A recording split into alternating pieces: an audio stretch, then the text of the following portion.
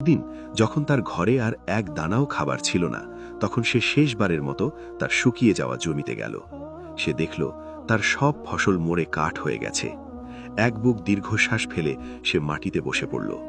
তার চোখে পানি চলে এলো, কিন্তু এবার তা হতাশার নয়, বরং আল্লাহর প্রতি নিজেকে পুরোপুরি সঁপে দেওয়ার। সে মনে মনে বলল, হে আল্লাহ, আমি আমার সবটুকু চেষ্টা করেছি, এখন যা হবে তা তোমারই ইচ্ছা, আমি তোমার সিদ্ধান্তে সন্তুষ্ট। ঠিক সেই মুহূর্তে হঠাৎ করেই ঘটল এক অদ্ভুত ঘটনা। বিলালের জমির এক কোণায়, যেখানে একটি পুরনো গাছের গোড়া ছিল, সে দেখতে পেল মাটির ভেতর থেকে হালকা ভেজা ভাব উঠে আসছে। কৌতূহলী হয়ে সে কাছে গিয়ে মাটি সরালো, আর সাথে সাথেই তার চোখ বিস্ময়ে বড় বড় হয়ে গেল। সে যা দেখল তা ছিল এক চরম পরীক্ষার মাঝে আল্লাহর পক্ষ থেকে পাঠানো এক অলৌকিক ইশারা, যা তার ধৈর্যের বাঁধকে এক নতুন উত্তেজনায় কাঁপিয়ে দিল।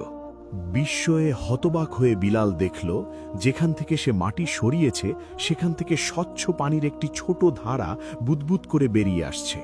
এই শুষ্ক মৃতপ্রায় উপত্যকায়, যেখানে এক ফোঁটা পানির জন্য সবাই হাহাকার করছে, সেখানে তার নিজের জমিতে পানির উৎস। সে দ্রুত হাত দিয়ে আরও মাটি সরাতে লাগল। যতই সে মাটি সরাচ্ছিল, পানির ধারাটি ততই শক্তিশালী হচ্ছিল। কিছুক্ষণের মধ্যেই ছোট একটি ঝর্ণার মতো পানি বইতে শুরু করল। বিলালের চোখ দিয়ে অঝরে পানি পড়তে লাগল।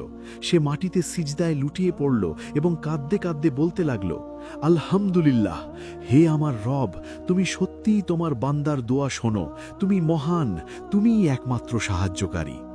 তার মনে হলো এই পানি শুধু তার তৃষ্ণা মেটানোর জন্য নয়, বরং এটি ছিল তার অটল বিশ্বাসের পুরস্কার, তার ধৈর্যের ফল।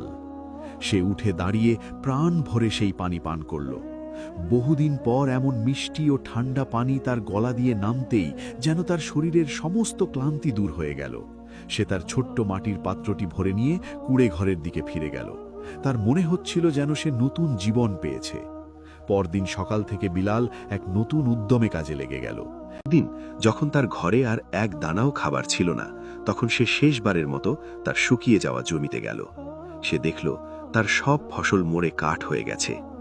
এক বুক দীর্ঘশ্বাস ফেলে সে মাটিতে বসে পড়ল। তার চোখে পানি চলে এলো, কিন্তু এবার তা হতাশার নয়, বরং আল্লাহর প্রতি নিজেকে পুরোপুরি সঁপে দেওয়ার। সে মনে মনে বলল, হে আল্লাহ, আমি আমার সবটুকু চেষ্টা করেছি, এখন যা হবে তা তোমারই ইচ্ছা, আমি তোমার সিদ্ধান্তে সন্তুষ্ট। ঠিক সেই মুহূর্তে হঠাৎ করেই ঘটল এক অদ্ভুত ঘটনা। বিলালের জমির এক কোণায়, যেখানে একটি পুরনো গাছের গোড়া ছিল, সে দেখতে পেল মাটির ভেতর থেকে হালকা ভেজা ভাব উঠে আসছে। কৌতূহলী হয়ে সে কাছে গিয়ে মাটি